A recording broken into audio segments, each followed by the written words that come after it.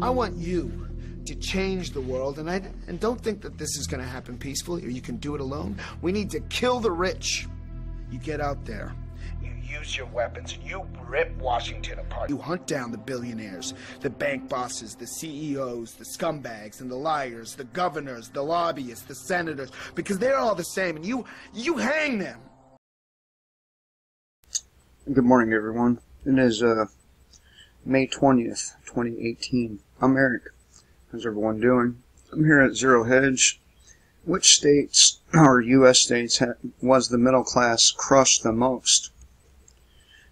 And this crushing of the middle class is the result of the Federal Reserve bailing out the banks, equity holders, and capital markets in the aftermath of the GFC, with a coordinated multi-trillion liquidity injection by the world central banks. And it made the rich richer, the poor poorer, and crushing the middle class. Of course, when it comes to income inequality among American households, outcomes have varied widely across the 50 U.S. states.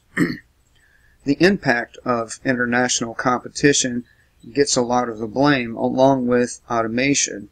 In states that have fared the worst, that has contributed to a backlash against free trade on the national level. But which states has income polarization been most acute, and where has the middle class been crushed the most? For this, we will turn to a map.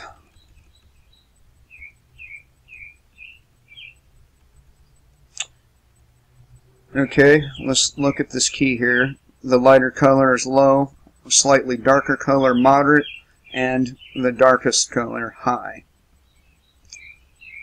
So as you can see, we have 1, 2, 3, 4, 5, 6, 7, 8, 9, 10, 11, 12, 13, and part of Connecticut, making it 14.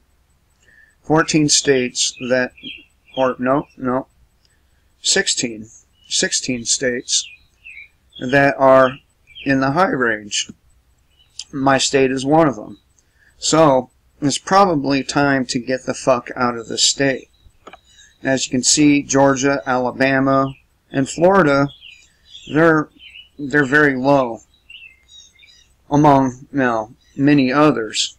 But the moderate to high, it takes up over the half the country, and I venture to say these moderate places will end up being like the high places. And the problem with gutting the middle class is, let me see, I've been practicing, okay? I've been practicing, so I think I can get my coffee to come to me. Let's try this shit. No. Looks like I have to get up and get the damn thing. What the fuck? For some reason, my coffee won't float to me, and I don't get it. Okay, anyway. The middle class. The middle class is what holds the economy together. It's what provides jobs. It's the people who create businesses and hire people. Without the middle class, there is no nation. And as you can see by this map, the middle class is dwindling away. Slowly but surely. Now, I have a video that I'm starting to work on, and it's going to be a fairly long video. It's about the rat utopia.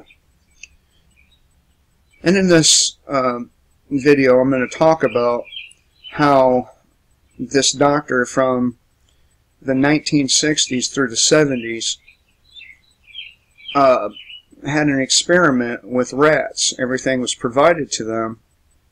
And they made a utopia for the rats, and the outcome was horrible.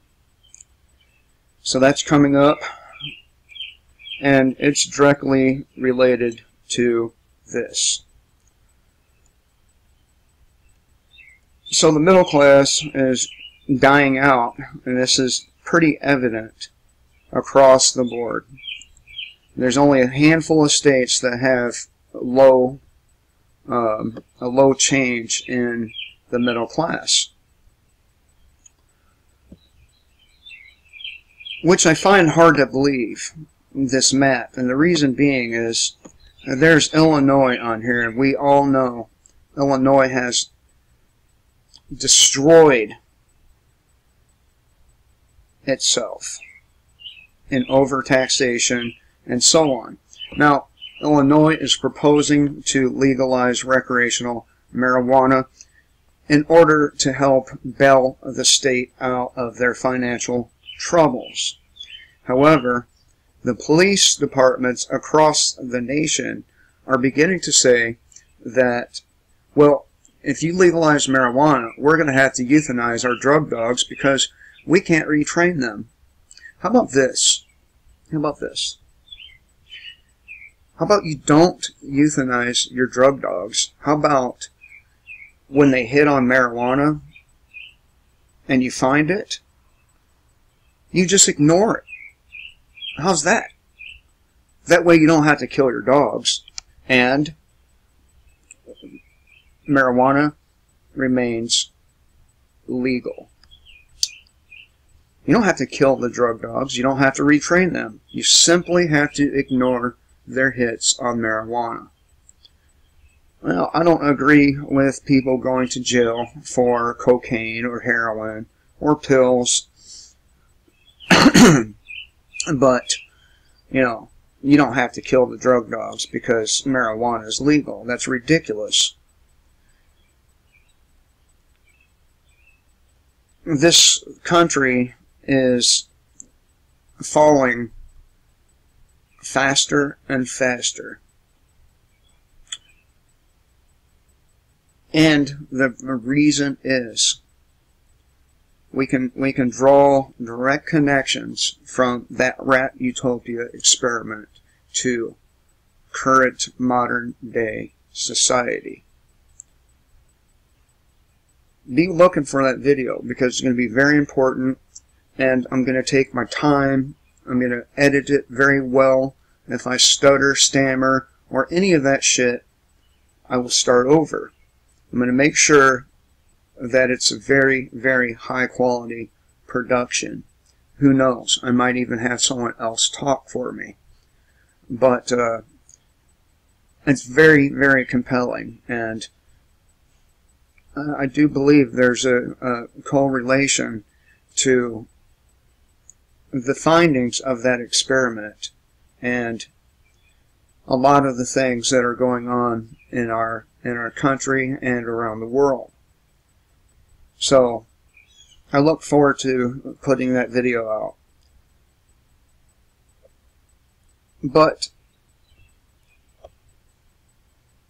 we cannot survive without the middle class. Without the middle class, we are doomed to socialism and poverty.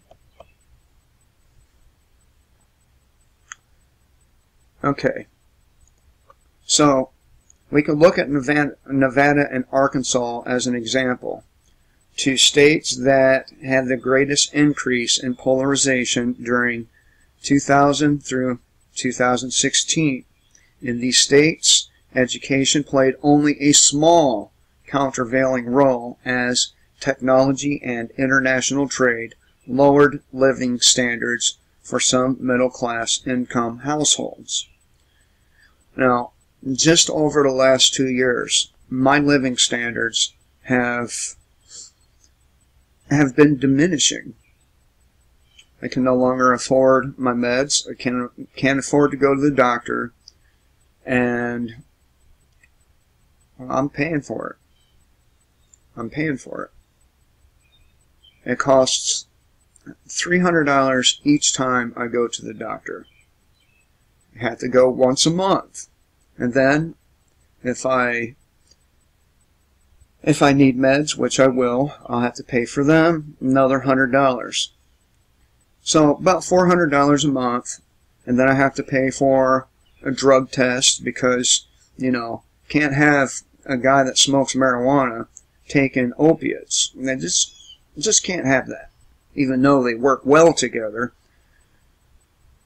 So, my living standards have collapsed. All my effort is going to not myself or making myself more comfortable, but rather my children. I make sure, or we make sure rather, the dwindling income and quality of life does not affect our children. People get on YouTube, on my channel, and they accuse me of being on meth and all kinds of other shit. I've never done meth. I've never done heroin, and I never will do either of those. I will never do fentanyl. The reason why I'm so skinny is, number one, I have a really high metabolism. I can eat and eat and eat. I can spend my whole day eating, and it would take about 2 weeks for me to gain all my weight back. But I would have to eat about 3,500 to 4,000 calories every day, which means I would have to spend my day eating. I don't have time for that shit. So, and plus, we have to make sure there's enough food for the children. And it's not that I don't make money. I do. I make lump sums, and it's just not enough. It's never enough. I mean, our gas prices have increased by, I think, $1.10 since Donald Trump has taken office. It may not seem like a lot, but when every time you go to the gas pump and you're putting more and more of your money into it, it adds up quick. So, my living standards have more or less collapsed in the last 2 years. So, Nevada and Arkansas, let's look at these two here real quick. See what we're looking at. Okay. They're in the high ranks there. Okay, so education played only a small countervailing role because of technology and international trade. Now, on the other extreme, take for example Massachusetts and New Mexico. Technology and international competition have had less impact on income polarization in these two states than Nevada and Arkansas. Meanwhile, education has done more to keep households in the middle class, while Massachusetts and New Mexico among the states that have experienced the smallest increases in income polarization during 2000 through 2016. The IMF's surprising conclusions that the technological progress and globalization have had positive effects, generating higher levels or higher living standards, more productivity, and faster growth. Something which an institute that is at the forefront of enabling globalization would have no choice but to say. The IMF also unexpectedly admits that our work shows they also have had important and sometimes detrimental side effects on income distribution, and household welfare. The bold text is problematic for the globalist because once you've lost the IMF, you better make sure that there are real crocodiles in that moat separating your castle from the peasants.